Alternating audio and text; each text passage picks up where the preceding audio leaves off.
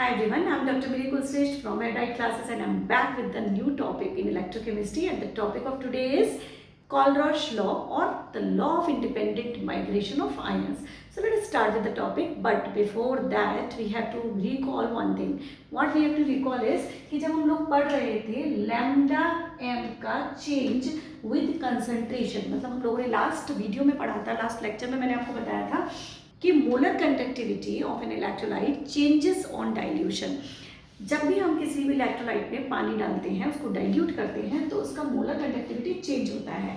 And what we have observed by drawing the graph between the square root of C and lambda M, हम लोगों ने जब ये graph खींचा था तो हमें ये मिला था, दो पैटर्न मिले थे। First was for the strong electrolyte and second was for the weak electrolyte.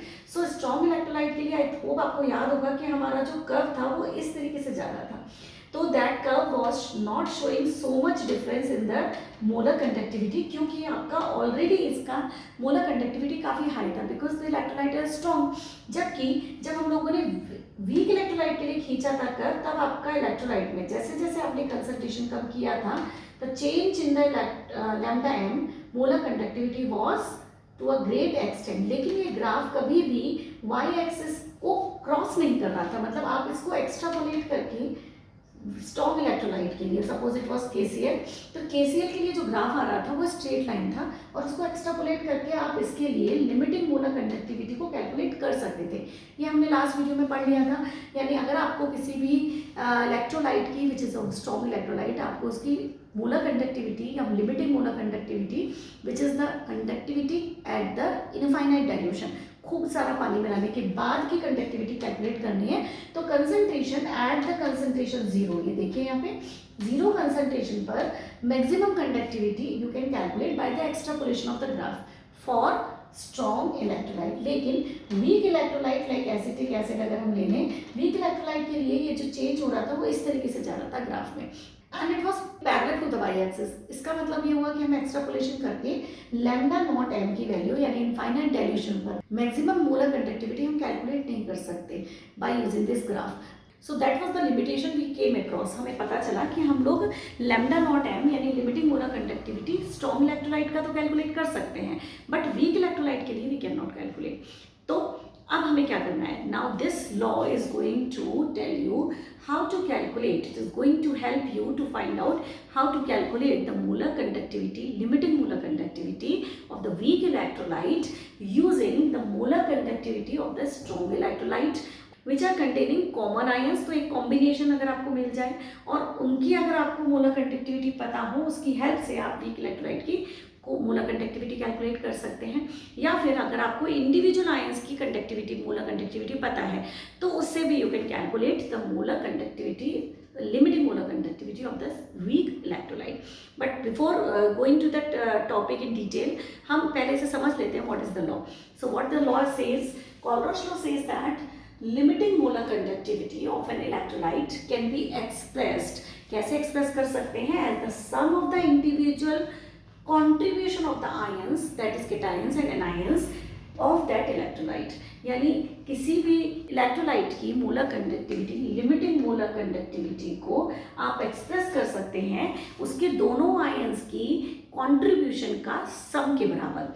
For an example, if I am taking sodium chloride as an electrolyte, okay, तो सोडियम क्लोराइड की मोलर कंडक्टिविटी को you can express like sodium chloride का limiting molar conductivity can be expressed equal to the limiting molar conductivity of the sodium ion, उसका cation, plus limiting molar conductivity of chloride ion। So the sum of the cations and anions contribution of, जितनी इसकी conductivity है जितनी जिसकी conductivity है, add कीजिए, you will get the conductivity, overall conductivity of sodium chloride। So that was the law of independent migration of ion। और इसका मतलब ये है independent migration, मतलब कि इससे कोई फर्क नहीं पड़ता कि आपका जो Cl माइनस है वो NaCl से आया है या KCl से आया है। Cl is Cl and it contributes towards the conduction of electricity in a certain way। उसका कंडक्शन एक अलग पर्टिकुलर कंडक्शन है, इससे कोई फर्क नहीं पड़ेगा कि वो Cl माइनस किससे आया है, NaCl से या KCl से। सो दे शो इंडिपेंडेंट माइग्रेशन।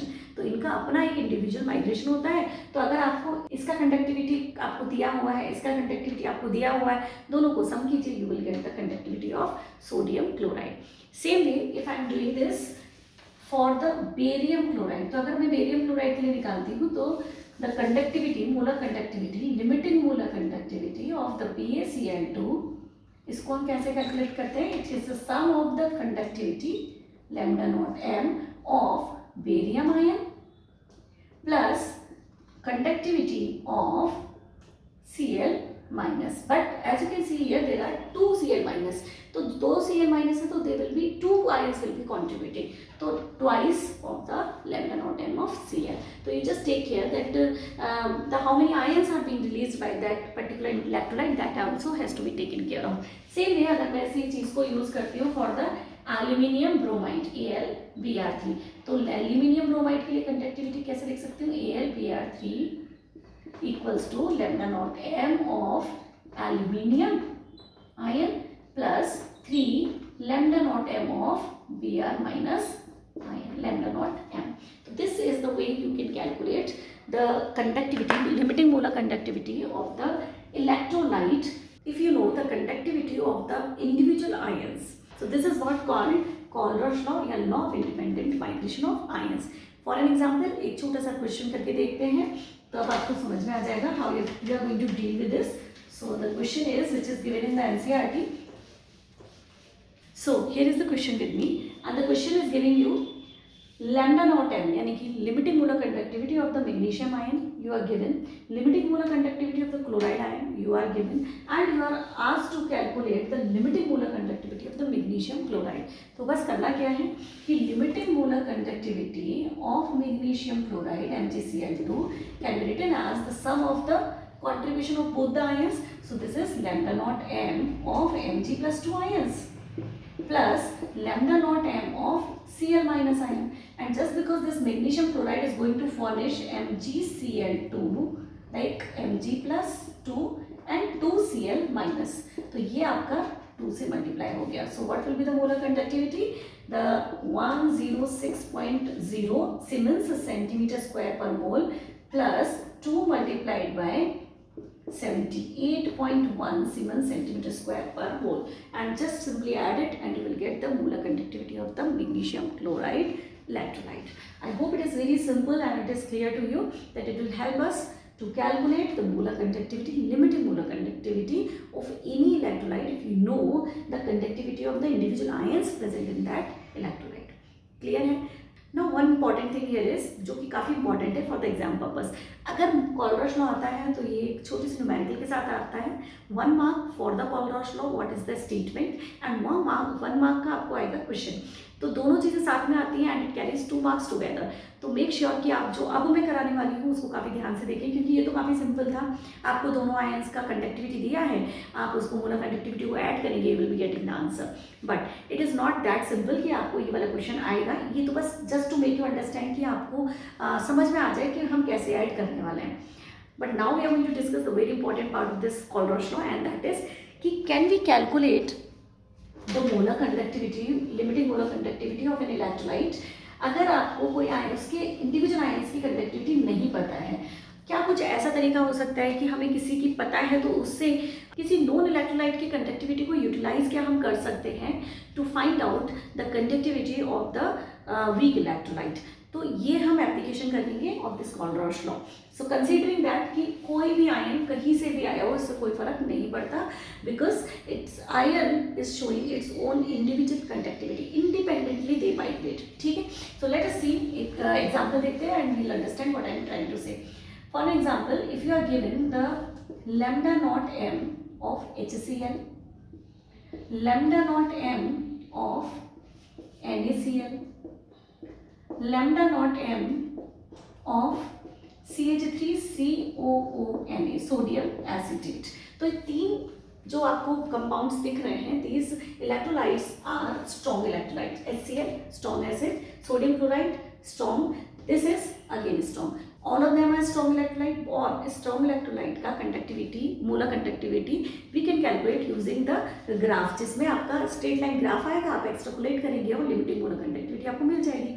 तो इनकी तो हमें पता होगी, बट क्या हम इस इंफॉर्मेशन को कि इसकी हमें पता है तो क्या हम इसको यूटिलाइज कर सकते हैं to know the molar conductivity of acetic acid.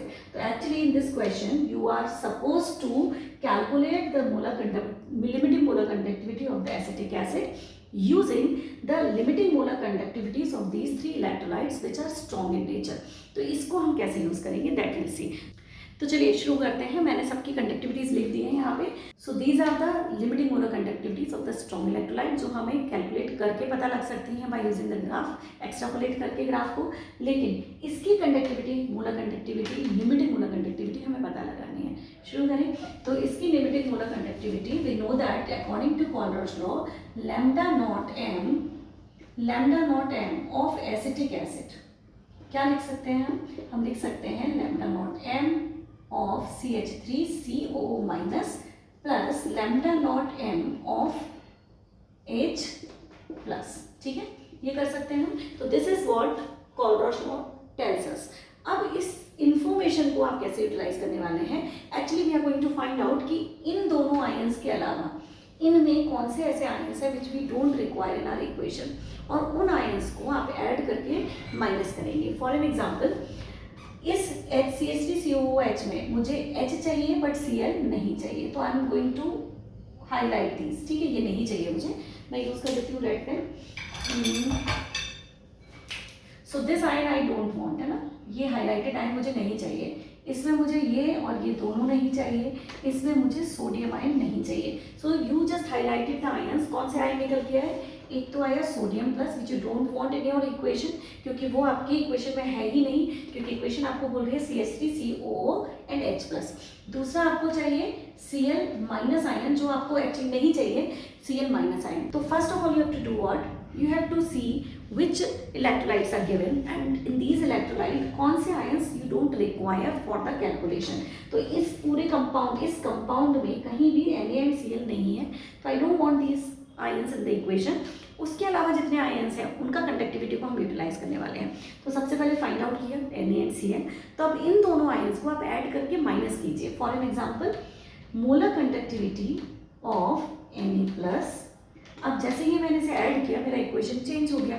To just to cancel out the change, अब मैं क्या करूंगी, minus delta M Na plus, तो प्लस एंड माइनस इक्वेशन पे there is no effect. Now Na के बाद Cl minus lambda naught M of Cl minus minus lambda naught M of Cl minus. So ultimately I made no change in the equation. Now I am going to reconstruct this equation. Reconstruct this equation so that I can utilize the information given to me. Check करते हैं कैसे। देखिए हमारे पास HCl, मुझे चाहिए HCl, तो मैं एक H और Cl ले लूँ यहाँ से प्लस प्लस, तो let's do it. Lambda naught, ये मुझे पता है, that is I am making the equation in such way कि मैं सबको एक साथ कलेक्ट करके इस इंफॉर्मेशन को यूटिलाइज कर लूँ। So this is not lambda naught M of H plus, ये आ गया मेरा, ठीक है, lambda naught M of Cl minus plus lambda naught M of Cl minus, ठीक है। Now this is also given to me, ठीक है, तो CH3CO lambda naught M of acetate ion plus this I have taken lambda naught m of sodium plus ion, ठीक है। Now what I am left out with? I am left out with sodium plus and Cl minus, but these are negative in nature। तो अब मुझे तो दिया है Na और Cl, इसका मुझे यहाँ पे इंफॉर्मेशन का यूज करना है, बट दिस इज NaCl और इसमें मुझे चाहिए प्लस, एडिशन चाहिए, तो मैं क्या करूँगी, I will take out this minus and I will take it as lambda naught M of Na plus and lambda naught M of Cl minus. I hope आप बात समझ गए। इसे खोलिए, lambda naught M of Na plus minus lambda naught M of minus, क्योंकि मैंने minus बाहर ले रखा है, इट इज प्लस। और अब चेक करिए, this is what, lambda naught M of HCl, this is what lambda naught m of CH3COONA, and this is what? Minus lambda naught m of NaCl. तो अब आपके पास क्या आ गया? Lambda naught M of HCl 425.9 plus sodium acetate का lambda naught m 91.0 minus what is this 126.4 Siemens centimeter square per mole. So this is how you can calculate the limiting molar conductivity of the weak electrolyte using the molar conductivities of the electrolytes which are strong in nature. Means जिनका हम extrapolate करके conductivities को निकाल सकते हैं. तो how it is useful to you that you can understand now. Every time whenever you are getting any of the question, make sure that you are just observing it कि आपको strong electrolyte ही दिए होंगे. Every time you will observe कि जो आपको strong electrolyte दिए हैं और जिसका आपको पूछा गया है, एसिटिक एसिड में there are 2 ions CH3CO and H, उसके अलावा जितने भी आयंस आपको इनमें नहीं चाहिए थे उनको आप इनसर्कल कीजिए, उन्हीं आयंस को प्लस और माइनस करके यहाँ पे ऐड डिलीट कीजिए, so that you can make the equation in such a way कि वो आयंस आ भी जाएं और इक्वेशन पर कोई फर्क ना पड़े, क्योंकि अगर आप कोई चीज़ ऐड करते हैं इक्वेशन में तो it will change the equation. तो that is I have added sodium and then minus the sodium. Then I added chloride ion ka conductivity. Then I subtracted the conductivity, molar conductivity of the chloride ion. So I hope it is now clear that how to calculate the limiting molar conductivity of the weak electrolyte using the limiting molar conductivities of electrolytes which are strong in nature and having the common ions in them. This is about the application of Colrosh law. Some of the applications are left out and we'll come with the next video for the discussion of another application.